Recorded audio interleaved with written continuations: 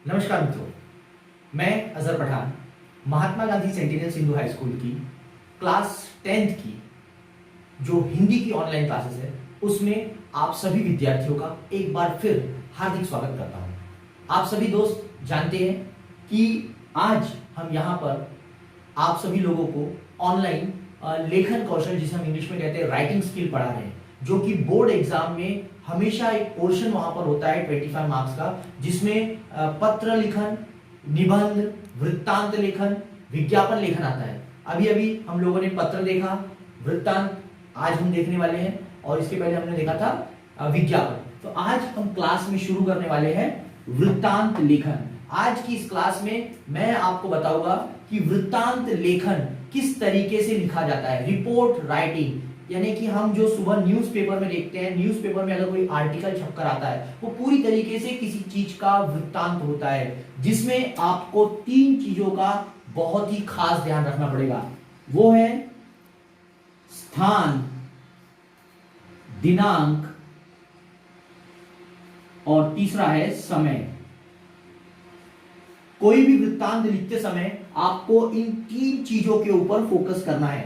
वो कौन से स्थान पर बताया गया है, कौन से स्थान की जानकारी आप दे रहे हैं, कौन सी दिनांक उसके अंदर होगी, और कौन सा समय। हर वृत्तांत में इन तीनों चीजों का उल्लेख करना आवश्यक होता है। और एक चीज मैं आपको बताऊं कि वृत्तांत लेखन लिखने के पहले आप जितनी भी चीजें उसमें लिखोगे, उसमें आपको वो सारी चीजें भूतकाल में लिखनी है।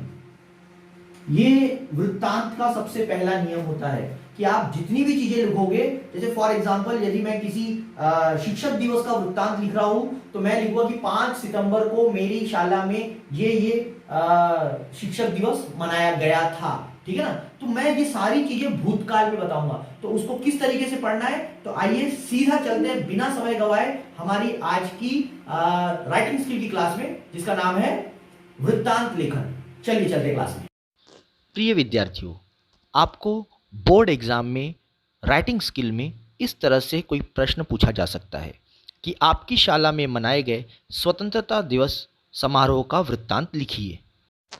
हो सकता है कई बार आपकी शाला की जगह आपको वहाँ पर किसी कोई स्पेसिफिक स्कूल, जैसे फॉर एग्ज़ाम्पल नूतन कन्या शाला पुणे में मनाए गए स्वतंत्रता दिवस समारोह का वृत्तांत लिखिए। तो उस समय आपको ये बात ध्यान रखना है कि आपको उस समय अपनी शाला का नाम नहीं लिखकर जो शाला का नाम बोर्ड एग्जाम में दिया होगा उसका नाम आपको स्वतंत्रता दिवस समारोह में लिखना है। आइए अब हम वृत्तांत लिखने की शुरुआत करते हैं। अगर आपको किसी शाला का नाम दिया गया है तो आप हेडिंग में उस शाला का नाम लिख सकते हैं, अन्यथा आप अपनी शाला का नाम भी लिख सकते हैं। जैसे आप किसी भी न्यूज़पेपर में कोई आर्टिकल की हेडिंग देखते हैं, वृत्तांत में भी हमेशा वृत्तांत लिखते समय सबसे पहले आप उसका एक शीर्षक बनाएंगे।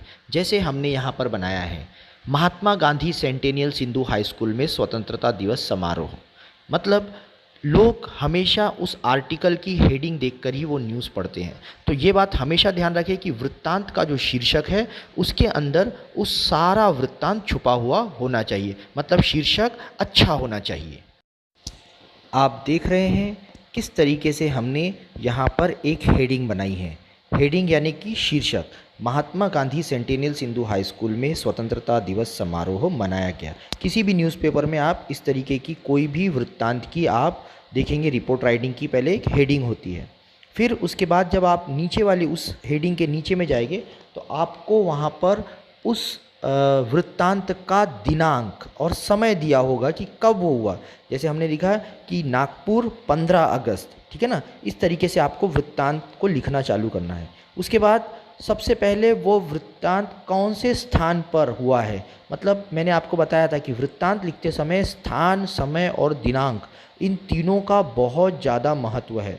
तो आप पहली लाइन में समय स्थान को बहुत महत्व देते हुए वह चीज़ लोगों को बताएंगे कि शहर के जरीपटका स्थित Mahatma Gandhi centennial Sindhu high school में 15 अगस्त को स्वतंत्रता दिवस समारोह का आयोजन किया गया। यदि बोर्ड एग्ज़ाम में आपको किसी और स्कूल का नाम दिया हुआ है, या जैसे हो सकता है मैंने आपको बताया नूतन कन्या विद्यालय पुणे, और अगर स्वतंत्रता दिवस की जगह अगर गणतंत्र दिवस लिखा है तो आप क्या लिखोगे, नूतन कन्या विद्यालय पुणे में 26 जनवरी को गणतंत्र दिवस समारोह मनाया गया। ठीक है। फिर उसके बाद अब आपको पता होता है कि जो भी कार्यक्रम होता है उसके कुछ अध्यक्ष होते हैं, प्रमुख अतिथि होते हैं, जिनके द्वारा कार्यक्रम का शुभारंभ होता है। तो स्वतंत्रता दिवस का शुभारंभ कैसे होगा आप सभी को पता है। स्वतंत्रता दिवस या गणतंत्र दिवस का वृत्तांत यदि आपको लिखना है तो उसमें आपको उस कार्यक्रम की शुरुआत ध्वजारोहण के द्वारा करनी पड़ेगी और उसमें एक अतिथि का नाम बताना पड़ेगा।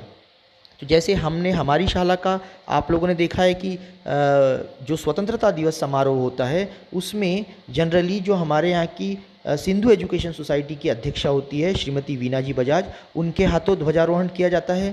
तो ऐसे ही हम देखेंगे कि दूसरी लाइन में हम इस तरीके से लिखेंगे कि कार्यक्रम की प्रमुख अतिथि वीना बजाज के हाथों सुबह 8 बजे ध्वजारोहण किया गया।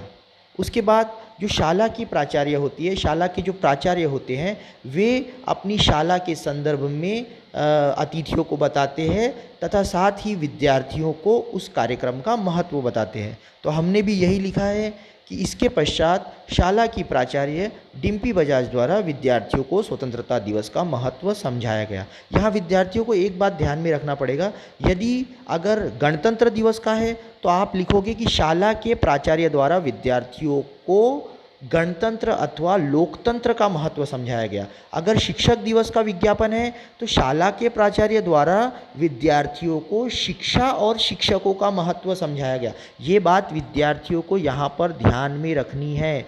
जिस किसी का भी वृत्तांत लिखा जा रहा है बच्चों को उसका महत्व समझाना है। उसके बाद ये जो बाकी की लाइन है, इस अवसर पर शाला की ओर से विद्यार्थियों के लिए देशभक्ति आधारित गीत गायन प्रतियोगिता का आयोजन किया।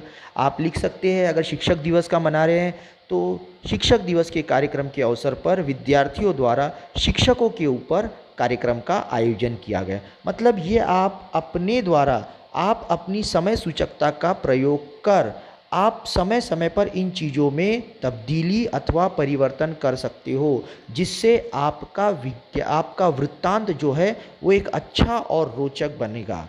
उम्मीद है आपको हमारे द्वारा बनाया गया वृत्तांत पसंद आया होगा। आगे की कक्षा के लिए हम लोग और कुछ अच्छे वृत्तांत देखेंगे। धन्यवाद।